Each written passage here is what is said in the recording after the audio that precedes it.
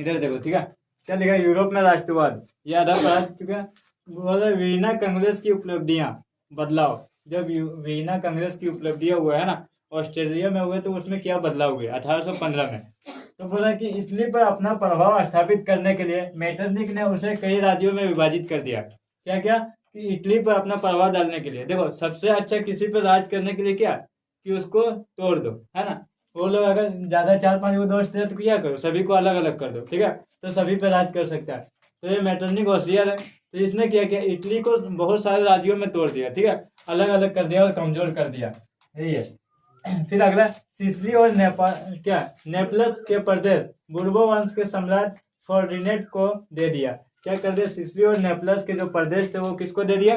बुर्बो वंश के जो सम्राट थे उसको दे दिया, ठीक है, फर्डिनेंड को दे दिया। किसने दिया था? तो मेटरनिक ने दिया था, ठीक है। फिर बोला रोम और उसके आसपास के सभी राज्यों को पोप चार्य की पुजारी को दे दिया। क्या बोल रहा है? रोम और उसके आसपास के जितने भी राज्य थे वो सब किसको दे दिया? पोप को दे दिया, है ना। पोप किसको कहते हैं? तो चर्च की जो पुजारी होते हैं उसको कहते हैं पोप, ठीक है, उसको दे दिया। इसी तरह करके क्या किया, सभी राज्यों को अलग अलग करके तोड़ दिया, है ना। फिर बोल रहा लोम्बारी और विनेसिया पर ऑस्ट्रिया की प्रभुता कायम हुआ। और उसी तरह क्या कर दिया, लोम्बारी और विनेसिया जो था उस पर ऑस्ट्रेलिया ने कब्जा कर लिया, है ना, प्रभुता कायम हुआ। फिर बोला जेनेवा और पिडमाउंट के राज्य में शामिल कर दिया गया। जेनेवा और पिडमाउंट को क्या कर लिया? अपने राज्य में शामिल कर लिया। फिर जर्मन में क्या हुआ? 39 रियासत को संघ पर ऑस्ट्रेलिया या अधिकार कायम कर दिया। किस पे? 39 रियासतों को संघ पर ऑस्ट्रेलिया ने क्या कर लिया? अपना अधिकार कायम कर लिया। तो ये सबसे पहले क्या मेटरनिक ने क्या किया था कि वियना का जो संधि हुआ था, है ना, कांग्रेस पे, उसमें क्या किया, उसने सभी जो इटली का सबसे जो भी राज्य था सभी को तोड़ने का काम किया, है ना। और तोड़ के सभी को क्या कर दिया कि सबको अलग अलग करके दे दिया कि इतना तुम रखो, इतना तुम रखो, ऐसे करके, ठीक है। तो और क्या, मेटरनिक हर हाल में चाहता था कहीं पर भी राष्ट्रवाद का भावना नहीं आए। और मेटरनिक इसके बाद क्या चाहता था कि कहीं भी थोड़ा सा भी राष्ट्रवाद का जो भावना है वो नहीं आना चाहिए। क्यों नहीं आना चाहिए? भावना आएगा लोगों के प्रति तभी युद्ध होता है, ठीक है। नहीं तो अगर हर जगह आदमी अनपढ़ ही रहेगा तो वहाँ कोई समझदार नहीं रहेगा तो कभी झगड़ा होगा नहीं होगा, कभी युद्ध होगा नहीं होगा। जो राजा बोलेगा वही सब सुनेगा, है ना, क्योंकि कोई पढ़ा लिखा नहीं है। तो वही बोल रहा है कि किसी को राष्ट्रवाद की भावना नहीं आए। फिर आ रहा कि फ्रांस पर शासन किन किन लोगों ने किया, ठीक है। इधर देखो, फ्रांस पर शासन किन किन लोगों ने किया। तो सबसे पहले लुई 14वां ने किया। कब किया था? तो 1643 से लेकर 1715 तक। किसने? लुई 16वां ने। और ये क्या बोलता था कि मैं ही राजा हूँ। क्या हूँ? मैं ही राजा हूँ और मैं ही राज्य हूँ। मतलब राजा भी मैं ही हूँ और राज्य भी मैं ही हूँ, ठीक है। यहाँ मेरे अलावा किसी का नहीं चलेगा। फिर आया कौन? लुई 15वां। कब आया? 1715 से 1774 तक। ये बोला कि मेरे से अच्छा कोई नहीं है। ये लुई 15वां जो था वो क्या बोला था कि मेरे से अच्छा कोई नहीं है। फिर उसके बाद आया लुई 16वां, ठीक है। लुई 16वां कब से कब तक किया? तो 1774 से 1789 तक। बोला पत्नी के प्यार में ये पागल था। लुई 16वां जो था वो क्या था? पत्नी के प्यार में पागल था, ठीक है। ये कब से कब था? 1774 से 1789। फिर हुआ फ्रांस की क्रांति, है ना। 14 जुलाई को क्या हुआ था? 14 जुलाई 1789 में फ्रांस की क्रांति हुआ था। उसमें लुई 16वां को क्या कर दिया गया? फांसी दे दिया गया था, है ना। लुई 16वां को क्या कर दिया? फांसी दे दिया गया था। और फ्रांस का नागरिक 1789 से 1804 तक वहाँ कोई भी राजा नहीं था, है ना। और फ्रांस क्या हो गया? लोकतांत्रिक बन गया था। क्या बन गया था? लोकतांत्रिक बन गया था। इसलिए लिखा है फ्रांस का नागरिक 1789 से 1804 तक किसने राज किया? तो फ्रांस के नागरिक ने किया। क्योंकि 14 जुलाई 1789 फ्रांस की क्रांति हुआ था। उसमें लुई 16वां को क्या कर दिया? फांसी दे दिया गया था। फिर आया नेपोलियन बोनापार्ट, है ना। नेपोलियन ने कब से कब राज किया? तो 1804 से लेकर 1815 तक। बोला लुई 18वां, लुई 16वां नाम नहीं मिल रहा था तो लुई 14वां 15 कर दिया, ठीक है। इसी तरह क्या है? लुई 18वां कब आया? 1815 से 1824। ये किसने बनाया था? तो इसको मेटरनिक ने बनाया था। किसने बनाया था? मेटरनिक ने बनाया था। फिर आया चार्ल्स 10। ये क्या है? चार्ल्स 10। इसका कब तक से कब तक? 1824 से लेकर के 1830 तक। यह था फ्रांस का शासक। मतलब फ्रांस में इन लोगों ने क्या किया? शासन किया था, ठीक है। फिर अगला क्वेश्चन क्या है? यूरोप में राष्ट्रवाद होने का क्या कारण था? तो किसी भी राष्ट्र का निर्माण होने के लिए सामूहिक पहचान, संस्कृति, परंपरा आदि की जरूरत था। कोई भी राज्य, कोई भी चीज बनाने के लिए, समूह को बनाने के लिए क्या होना चाहिए? वहाँ का पहचान होना चाहिए, संस्कृति होना चाहिए, परंपरा आदि की जरूरत था। और यूरोप में अलग अलग समाज थे। यूरोप में क्या था? सभी अलग अलग समाज के लोग थे, है ना। अलग अलग भाषा बोले जाते थे। तो क्या बोल रहा है? हेब्सबर्ग समाज में लोग जर्मन, फ्रेंच, अंग्रेजी, इटली अलग अलग भाषाएं बोलते थे, है ना। तो इसके कारण क्या हुआ? यूरोप में राष्ट्रवाद होने का यही कारण था। फिर बोला जब यूरोप में राष्ट्रवाद हुआ तो उसके लिए क्या किया हुआ? तो पहले क्या हुआ? यूरोपियों समाज की संरचना हुई, ठीक है। फिर उदारवादी राष्ट्रवाद, फिर रूढ़िवादी और क्रांतिकारी। ये चारों को क्या करेंगे? अलग से एक एक करके पढ़ेंगे, ठीक है।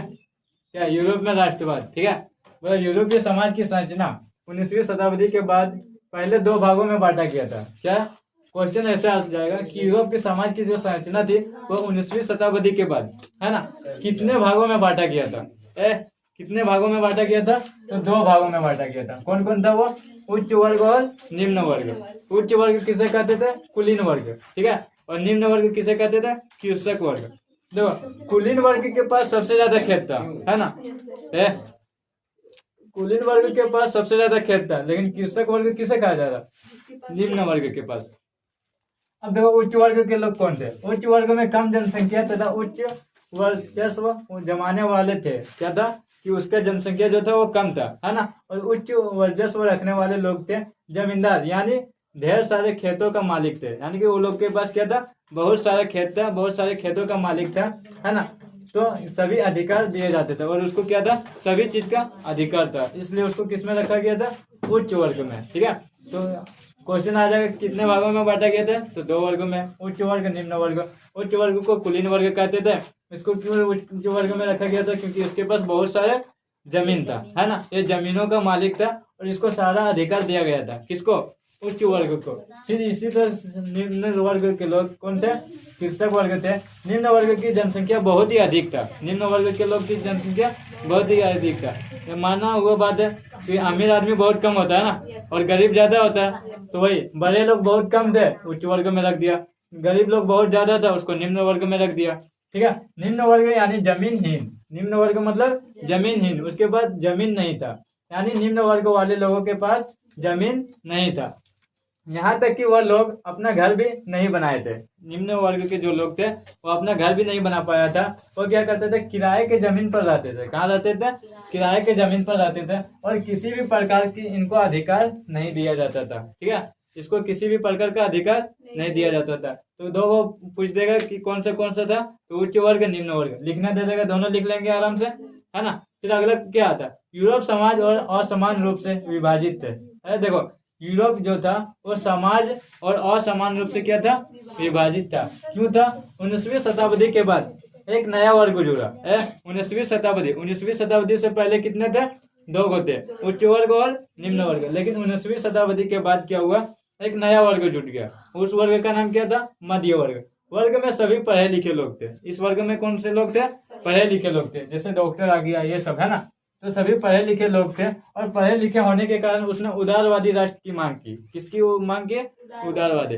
अब क्वेश्चन आ सकता है ऑब्जेक्टिव, बोलेगा कि उदारवादी की मांग किस वर्ग के लोगों ने किया? उच्च वर्ग, निम्न वर्ग, मध्य वर्ग या इनमें से सभी? तो क्या मानना है? मध्य वर्ग। मध्य वर्ग के लोगों ने किसकी मांग किया? उदारवादी का मांग किया। अब बोलो उदारवादी राष्ट्र है क्या? तो देखो इधर उदारवादी राष्ट्र व्यक्तिगत स्वतंत्रता, कानून के समझ, सब एक समान, सरकार का पक्षधर, बाजार की स्वतंत्रता है। उदारवादी राष्ट्र क्या है? कि व्यक्तिगत स्वतंत्रता, व्यक्तिगत जो है वो स्वतंत्र होना चाहिए, है ना। और कानून के समझ होना चाहिए। क्या होना चाहिए? कानून के समझ होना चाहिए कि सरकार क्या कानून बना रहा, लोगों के पक्ष में है कि नहीं है, ये सारा चीज समझ होना चाहिए, ठीक है। सबको एक समान, सरकार का पक्षधर, बाजार की स्वतंत्रता। और बाजार की क्या होना चाहिए? स्वतंत्रता भी होना चाहिए। सरकार जितने भी कानून बनाए वो सब पे क्या हो? सबका समान होना चाहिए, है ना। किसी के लिए अलग कानून नहीं होना चाहिए। उदारवादी राष्ट्रवाद है। बोला इस उदारवादी राष्ट्र के चलते राष्ट्रवाद का विचार सब जगह फैलने लगा। क्या होने लगा? हर जगह फैलने लगा धीरे धीरे। और बोला सभी लोग की मांग होने लगा उदारवादी राष्ट्र चाहिए। और सभी लोगों ने क्या किया कि सभी लोगों का मांग एक ही रह गया था कि उदारवादी राष्ट्र चाहिए जिसमें हम लोग स्वतंत्र रहे। क्या बोल रहा था?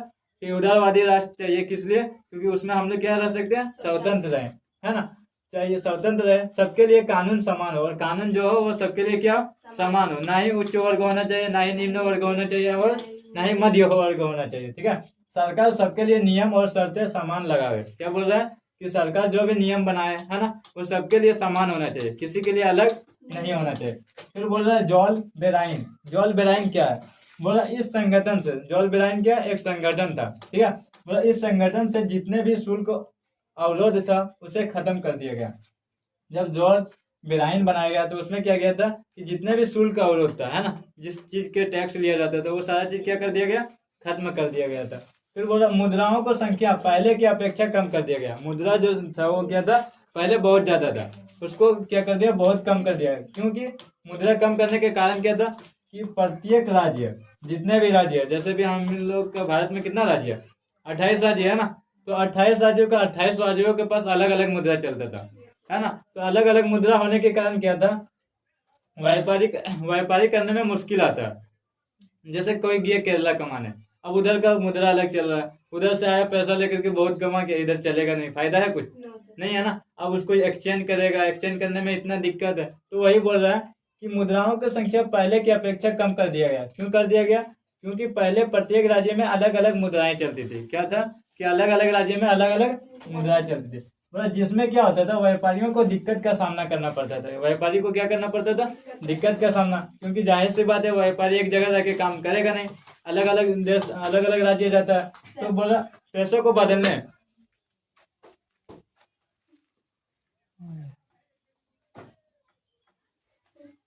तो क्या पैसों को बदलने, क्या बोला, जिसमें व्यापारियों की दिक्कत का सामना करना पड़ता था है ना।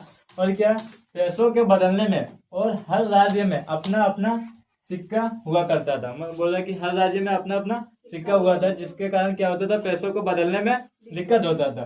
मुद्राओं की संख्या कम करके 2 कर दिया गया। पहले कितना था, 30 था, और इससे पहले 30 से ज्यादा मुद्राएं वहां पर थी। बोला कि पहले वहां पर कितना मुद्राएं थी, 30 थी, लेकिन उसको बदल करके कितना कर दिया, 2 कर दिया। क्यों कर दिया?